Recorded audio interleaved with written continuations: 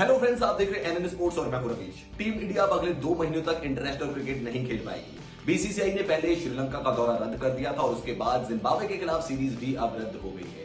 ऐसे में team India का आगे का स्केड्यूल क्या रहने वाला है, चलिए वो हम आपको बताते हैं। लेकिन आपने अगर अभी तक एनएन स्पोर्ट्स को सब्सक्राइब नहीं किया है तो प्लीज एनएन स्पोर्ट्स को सब्सक्राइब करें।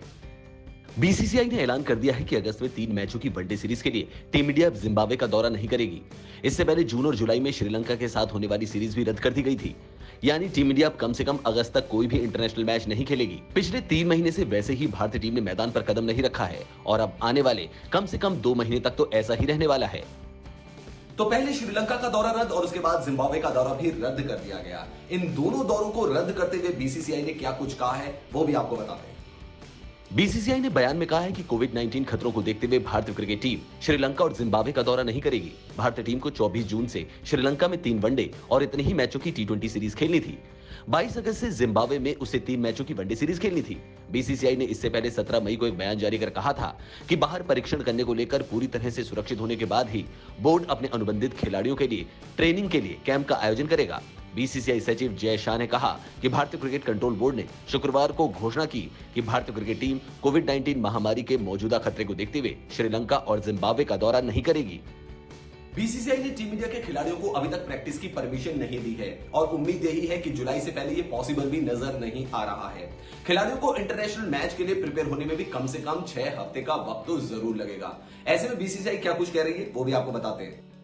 बीसीसीआई सचिव जय शाह ने दोहराया कि टीम का ट्रेनिंग शिविर तभी आयोजित होगा जब ऐसा करना सुरक्षित होगा। बीसीसीआई अंतर्राष्ट्रीय और घरेलू क्रिकेट की बहाली की ओर कदम बढ़ाने को प्रतिबद्ध है, लेकिन वो ऐसा कोई फैसला नहीं करेगी जिससे केंद्र और राज्य सरकार व अन्य संबंधित एजेंसियों के कोरोना वायरस को फैलने से रोकने के प्रयास विफल हो जाएं। उन्होंने ये भी कहा कि बीसीसीआई लगातार देश में कोविड-19 हालात का आकलन कर रही है और सभी सरकारी दिशा निर्देशों पर विचार करने के बाद ही क्रिकेट गतिविधियां बहाल करने पर फैसला होगा। तो ये तो आपको याद होगा कि भारत ने आखिरी बार यानी कि पिछली सीरीज कौन सी खेली थी। अगर आपको याद नहीं है तो चलिए उस सीरीज की याद भी आपको दिला देते हैं। टीम इंडिया की आखिरी सीरीज न्यूजीलैंड दौरा ही थी।